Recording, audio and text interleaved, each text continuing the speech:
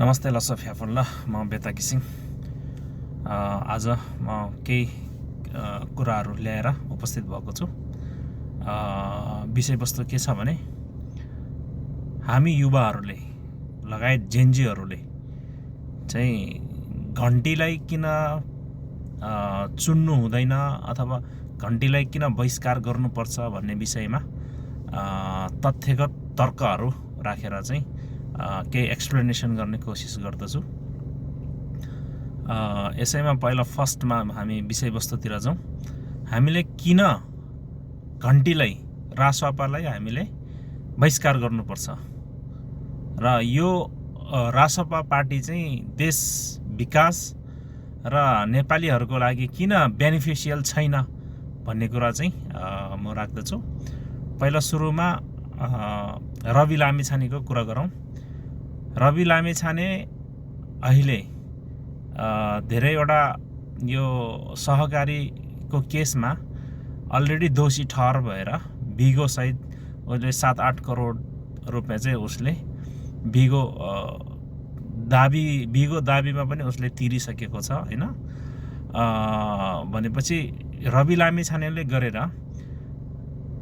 अरू सहकारी संस्थाहरूमा पनि केही प्रब्लमहरू समस्याहरू उत्पत्ति भएको छ। जस्तै रवि लामिछानेले कुनै सहकारीबाट ऋण लिएको छ र त्यो सहकारीमा चाहिँ समस्या भएको कारणले गर्दाखेरि यस्तो खालको सन्देश बाहिर गयो कि रवि लामिछानेले एउटा सहकारीलाई चाहिँ ऋण चुक्ता नगरेर यसरी डुबाएको रहेछ भनेपछि सायद अर्को सहकारीमा पनि यस्तो प्रब्लम होला भनेर मान्छेहरूले अरू सहकारीमा पनि एकदम मास रूपमा चाहिँ विथड्र गर्नको लागि पैसा डिपोजिट विथड्र गर्नको लागि मास चाहिँ त्यहाँ पुगिसकेपछि अब इन्भेस्टमेन्ट पनि छ, सेभिङ पनि छ, तर सहकारीले केही इन्भेस्टमेन्ट चाहिँ आफ्नो कुनै एउटा जस्तै जग्गामा अथवा होटेल अथवा कुनै बिल्डिङमा इन्भेस्टमेन्ट गरेको छ भने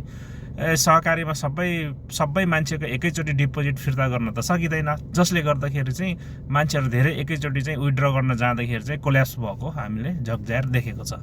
जसले गर्दाखेरि रवि लामिछानेको कारणले धेरै सहकारीहरू पनि कोल्याप्स भइसकेको छ हैन।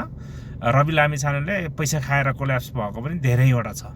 जसले गर्दाखेरि इकोनोमिकल्ली रवि लामिछानेले यो छ नि सहकारी खतम गरेको भन्ने अर्थ लाग्छ। अनि अर्को कुरा के छ भन्दाखेरि सहकारी किन स्थापना गरेको भन्ने कुरा पनि आउँछ।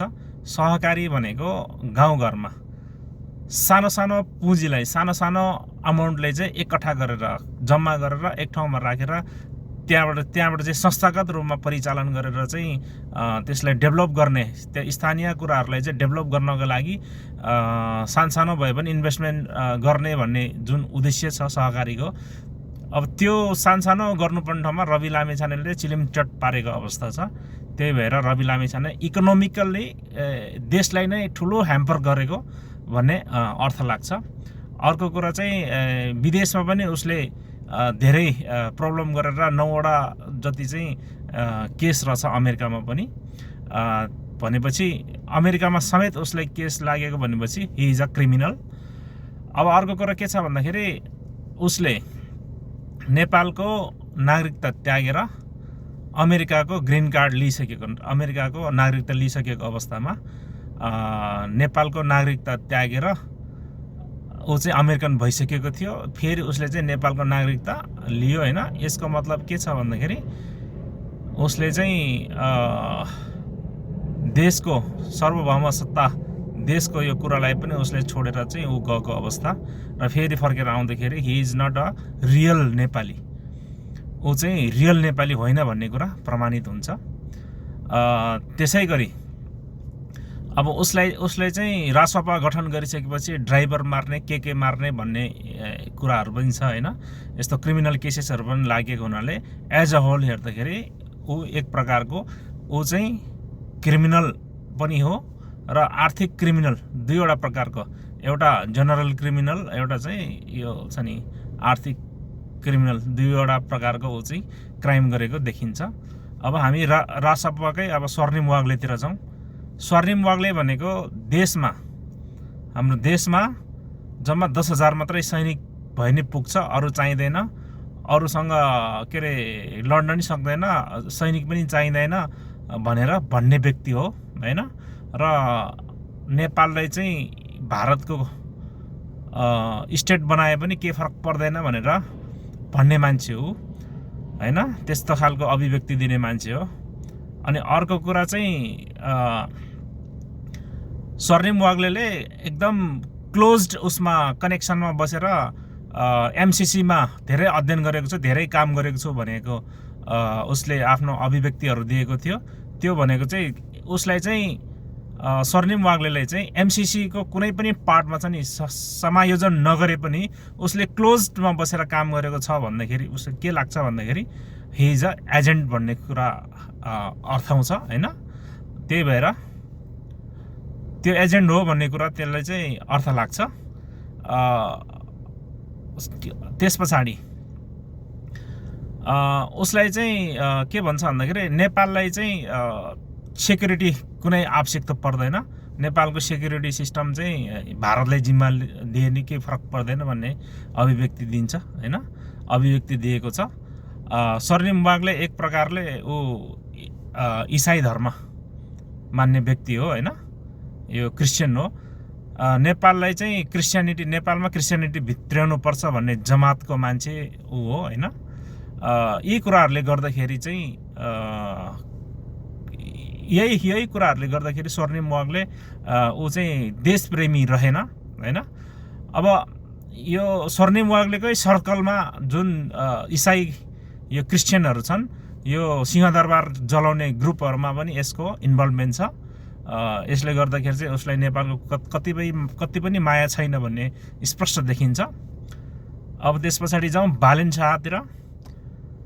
बालेन शाहले पहिला के भनेको थियो भन्दाखेरि ऊ मेयर भइसकेपछि यो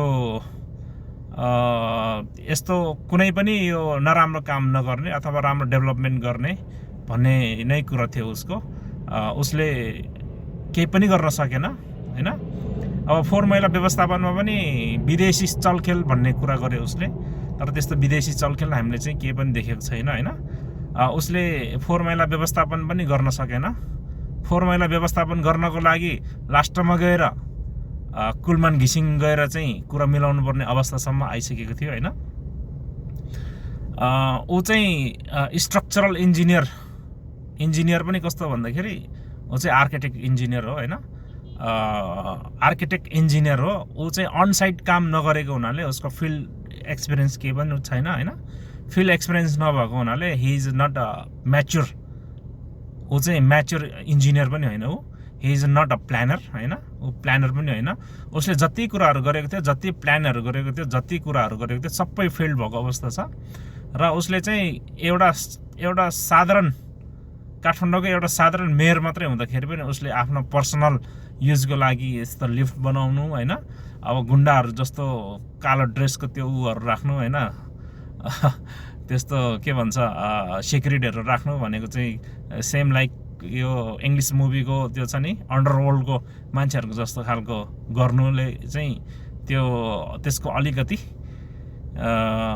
के हुन्छ भन्दाखेरि त्यसको व्यावहारिकता चाहिँ साधारण नेपालीको जस्तो देखिएन हैन। ऊ चाहिँ अन्डरवर्ल्ड डन जस्तो खालको हिसाबमा हिँडेर चाहिँ त्यो भएन। उसले चाहिँ अब सडकमा बिजनेस गर्ने सानो बिजनेसम्यानहरूलाई चाहिँ उसले चाहिँ एकदम सखाबै पारेको थियो, जसले गर्दाखेरि चाहिँ नेपालको बिजनेसको अनौपचारिक बिजनेस भन्छ यसलाई, डिसेन्ट्रलाइज बिजनेसको चाहिँ उसको इकोनोमिक जोन चाहिँ उसले एकदम पुरै सखाप बनाएको थियो, जसले गर्दाखेरि नेपालमा मनी सर्कुलेसन नभइकन धेरै मान्छेहरू बेरोजगार भएको थियो भने अहिले पनि छ बेरोजगार। बालेन शाह आएदेखि बालेन शाह चाहिँ मेयर भएकोदेखि चाहिँ नेपालबाट विदेशमा जाने मान्छेको लर्को चाहिँ अलिकति बढेको थियो। किन भन्दाखेरि उसले सानो व्यापारीहरूलाई चाहिँ एकदम चटक्कै मारेको अवस्था थियो।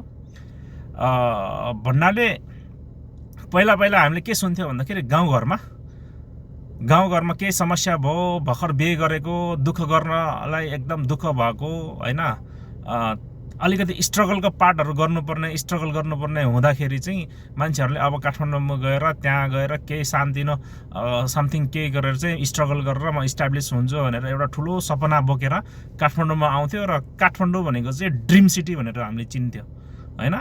काठमाडौँ भनेको हाम्रो पालासम्ममा ड्रिम सिटी भनेर चिन्थ्यो। किन भन्दाखेरि हरेक चिज गर्नलाई पनि, हरेक कामहरू गर्नलाई काठमाडौँमा पाउँछ भन्ने एउटा जनविश्वास थियो।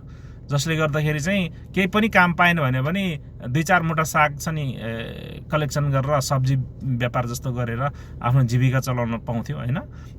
यसो साहुकोमा गएर 10-20 वटा कपडा कलेक्सन गरेर सडकमा बसेर चाहिँ बेचेर त्यहाँबाट अलिअलि पैसा कमाएर भात खान पाउँथ्यो होइन। त्यस्तो गरेर पनि जीविका चलाउँथ्यो भने अहिले चाहिँ उसले चाहिँ त्यस्तो खालको सिनारियोलाई चाहिँ टोटली कोल्याप्स गरेर चाहिँ उसले नेपालकै अर्थतन्त्र जुन अनौपचारिक डिसेन्ट्रलाइज के चलेको थियो, इकोनोमिक जोन चलेको थियो, त्यसलाई चाहिँ सर्लक्कै मारेको अवस्था।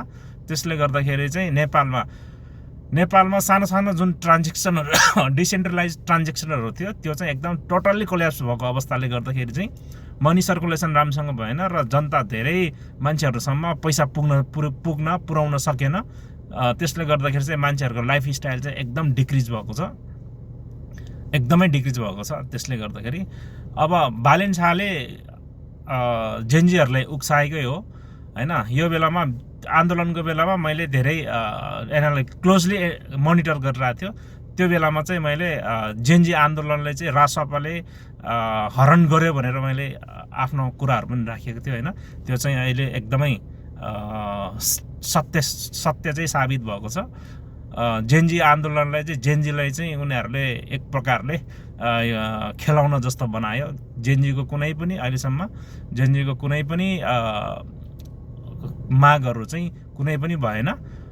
न त प्रत्यक्ष निर्वाचनतिर गयो, न त केहीमा पनि गएन न त भ्रष्टाचारलाई समात्यो, न त जेनजीलाई गोली ठोक्ने मान्छेलाई समात्यो होइन, न केही पनि भएन।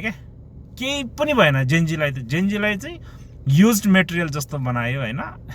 एकदमै खेलाउन जस्तो बनाएर जेनजी जतिसुकै मारे पनि केही पनि भएन।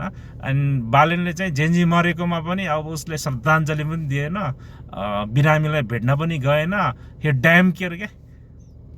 ड्याम केयर एनी जेनजी के त्यसले चाहिँ एकदमै बिल्कुल त्यसले चाहिँ कसैलाई पनि गन्दै गरेन क्या। जेनजी इज नथिङ भन्ने चाहिँ उसको मेन्टालिटी छ होइन। अब उसले 2-4 वटा ऱ्याप गायो भन्दैमा उसको केही मान्छेहरू पछि पर्यो भने they are foolish totally they are foolish. त्यही भएर यो कुराहरूले गर्दाखेरि चाहिँ न त यो बालेन शाह ठिक छ, न त यो स्वर्णिम वाग्ले ठिक छ, न त यो रवि लामिछाने ठिक छ। कोही पनि ठिक नभएको हुनाले हामी युवाहरू जो 45 कटेको छैन, 45 भन्दा मुनिको जति युवाहरू छन्, जेनजीहरू छन्, यिनीहरूले चाहिँ रासपालाई टोटली बहिष्कार गर्नै पर्छ। किन भन्दाखेरि रासपासँग एउटा उद्देश्य छैन। यो देश कुन चाहिँ बाटोबाट ल्याउने, कसरी चलाउने भन्ने उद्देश्य नै छैन होइन। देशमा अब व्यवस्थापालिका सिस्टमलाई के बनाउने, कस्तो खालको बनाउने, मन्त्रीमण्डलले कसरी चाहिँ चलाउने होइन, देशमा कुन खालको चाहिँ नियम कानुन बनाउने, अहिले देवयानी छ नि नियम कानुन छ त्यो राख्ने कि नराख्ने होइन, यस्तो केही पनि छैन क्या उसको, केही पनि छैन। अब 10,000 मेगावाट छ नि हाइड्रो पावर बनाउने भनेर भनेको छ। 10,000 उसको 20 वर्षमा पनि नेपालको आर्थिक उसले गर्दाखेरि चाहिँ कन्डिसनले गर्दाखेरि 20 वर्षमा पनि 10,000 मेगावाट चाहिँ हुँदैन भन्ने मेरो छ आकलन छ होइन। किन भन्दाखेरि म पनि सान्दिनो भए पनि कसैले नपत्याए पनि नो प्रब्लम होइन, इन्जिनियरिङ सेक्टरबाट हो म होइन। त्यही भएर उनीहरूले अब 10,000 मेगावाट बिजुलीको कुरा गर्दाखेरि यो चाहिँ बकमफुसी कुरा गरेको हो भन्ने मलाई लाग्दछ होइन।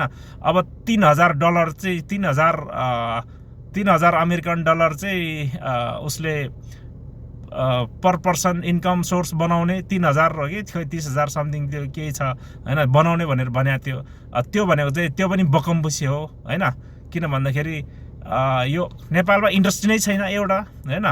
नेपालमा इन्डस्ट्री छैन, सिपमूलक तालिम लिएको व्यक्ति नै छैन होइन। इन्जिनियरिङ लगायत सिप सिकेको अलिकति राम्रो खालको अनसाइट ट्रेन गरेको होइन, फिल्डमा एक्सपिरियन्स लिने खालको एजुकेसन भएको सिस्टम नेपालमा छँदै छैन। जसले गर्दाखेरि चाहिँ नेपालको जनशक्ति चाहिँ प्रोडक्टिभ नभएर यो चाहिँ नन प्रोडक्टिभ खालको जनशक्ति छ होइन। त्यसले गर्दाखेरि चाहिँ नेपाली जनताबाट चाहिँ यो प्रोडक्सन इकोनोमी प्रोडक्सन हुने भन्ने चाहिँ कुरा त्यो अलिकति अहिले केही वर्षसम्म चाहिँ 5 वर्षसम्म चाहिँ यो नचाहिने कुरा भन्न मिल्छ होइन। किन भन्दाखेरि त्यहाँ इन्डस्ट्री छैन, काम गर्ने वातावरण छैन, काम सिर्जना गर्ने वातावरण छैन होइन। जस्तै त्यहाँ ट्याक्स तिर्नु पर्यो भने पनि आफ्नो कम्पनीको ट्याक्स तिर्नको लागि अरू कसैलाई सरकारी मान्छेलाई चाहिँ के अरे दिनुपर्छ, हामीले ब्राइब दिनुपर्छ होइन। आफ्नो ट्याक्स तिर्नको लागि सरकारी मान्छेलाई होइन घुस दिनुपर्छ भनेपछि कस्तो खालको सिस्टम हो त्यो नेपालमा? यस्तो खालको छ होइन। त्यही भएर इजी छैन नेपालमा यो इन्कम सोर्स यति बनाउँछ त्यति बनाउँछ भनेको त्यो एकदम बकमपुसी हो होइन। त्यही भएर पहिला फर्स्ट जब क्रिएट गरेको भए ठिक हुन्थ्यो। हामी यतिवटा जब क्रिएट गरेर यति चाहिँ हामीले बिस्तारै ग्रेजुएट गर्छ भनेर भनेको भए त्यो पत्याउन सकिन्थ्यो होइन। तर जब क्रिएट कसरी हुन्छ भन्ने भ्याउ पनि छैन उनीहरूलाई होइन। जब क्रिएट कसरी गर्ने त्यही थाहा छैन होइन। अनि नेपालको इन्कम सोर्स कुन सेक्टरबाट आउँछ, कसरी चाहिँ यो गर्ने भन्ने त्यही थाहै छैन होइन। जसरी भए पनि सानसानो मान्छेहरूलाई मार्ने होइन, सानसानो काम गर्नेहरूलाई कृषकहरूलाई मार्ने थिच्ने होइन। अनि सानसानो बिजनेसम्यानहरूलाई थिच्ने, ठुल्ठुलो बिजनेसम्यानहरूलाई ट्याक्समा मिना गर्ने, यो मिना गर्ने त्यो मिना गर्ने, त्यहाँबाट यता ल्याउनको लागि एलसी निशुल्क गरिदिने होइन। अनेक तरिकाको गर्ने, सिन्डिकेट सिस्टमलाई प्रोत्साहन दिने। यस्तो गर्दाखेरि यस्तो खालको कामहरू गर्दाखेरि चाहिँ नेपालको विकास चाहिँ हुँदैन, नेपालको इन्कम सोर्स बढ्दैन, नेपालले रेभेन्यू जेनेरेसन गर्ने सिस्टममा नेपाल जानै सक्दैन। त्यही भएको हुनाले घन्टी पार्टीहरूले अहिले जे भनेको छ यो सबै भ्रम छर्ने मात्रै हो, के पनि हुँदैन। पुरै भ्रम छरेको छ, भर्खरको युवाहरूको दिमाग पुरै भ्रम छरेको छ। सबै के अरे यो फेसबुकमा चाहिँ खालि घन्टीको मात्रै आउँछ। किन भन्दाखेरि यो सोसियल मिडियाको स्पेसल्ली फेसबुकको अल्गोरिदममा चाहिँ यस्तो छ होइन। घन्टीको केही मान्छेहरूले सोसियल मिडियामा चाहिँ इन्भेस्टमेन्ट गरेर यो चाहिँ उनीहरूले रिच बढाउनको लागि होइन, फोन फार्मिङ गर्नको लागि यिनीहरूले चाहिँ इन्भेस्टमेन्ट गरेको छ। त्यसैको परिणाम चाहिँ हामीले फेसबुक खोल्ने बित्तिकै घन्टी देख्न सकिन्छ। तर फिल्डमा त त्यस्तो छैन होइन। फिल्डमा त्यस्तो किन छैन भन्दाखेरि घन्टीमा प्रायः जस्तो उम्मेदवारहरू सबै कस्तो छ भन्दाखेरि के अरे सिंहदरबारमा आगो लगाउने हो, सरकारी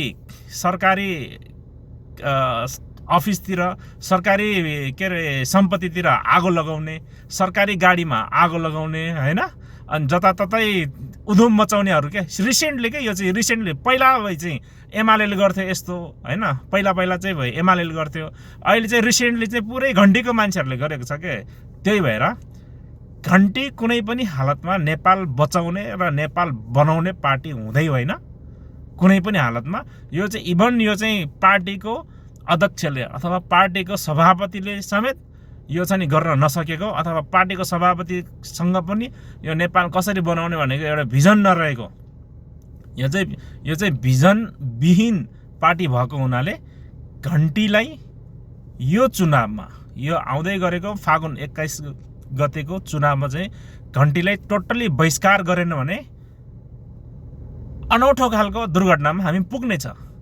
त्यही भएर सचेत र सजग नागरिकको हैसियतमा होइन तपाईँहरू हामीहरू सबै मिलेर चाहिँ यो घन्टीलाई जसरी भए पनि यसलाई चाहिँ बाइपास गर्नै पर्छ। यिनीहरूलाई चाहिँ औकात देखाउनै पर्छ। नत्र भने यो अझै पनि नेपाल चाहिँ अर्कै खालको चाहिँ दुर्घटनामा पर्नेछ त्यो बेलामा नेपालमा अनेक खालको हुन सकिन्छ जस्तै चाइनाको चीनको प्रेसरले गर्दाखेरि हैन भारतको प्रेसरले गर्दाखेरि अमेरिकाको प्रेसरले गर्दाखेरि अर्कै खालको के अरे सिनारियो निस्किन सक्छ यो सबै कुराहरूलाई ब्यालेन्स गर्नको लागि मेन्टेन गर्नको लागि चाहिँ घन्टीलाई चाहिँ निकालेर बाहिर फालिदिनुपर्छ तपाईँ हामी सबैजनाले मिलेर घन्टीलाई बाहिर फाल्नै पर्छ नत्र भने चाइनाको प्रेसर धान्न सक्दैन इन्डियाको प्रेसर धान्न सक्दैन र यो अमेरिकाको प्रेसर धान्न सक्दैन किन भन्दाखेरि यिनीहरू चाहिँ एक प्रकारको गुडिया जस्तो भएर बसेको छ के समवन इज प्लेइङ एन्ड घन्टीवाला चाहिँ तिनीहरूले चाहिँ के भन्ने अब मै हो भनेर उनीहरू चाहिँ डान्स गरिरहेछ के बट समवन इज प्लेइङ के अब यहाँनिर चाहिँ यसरी बुझ्नुपर्ने हुन्छ ल हस् त धन्यवाद।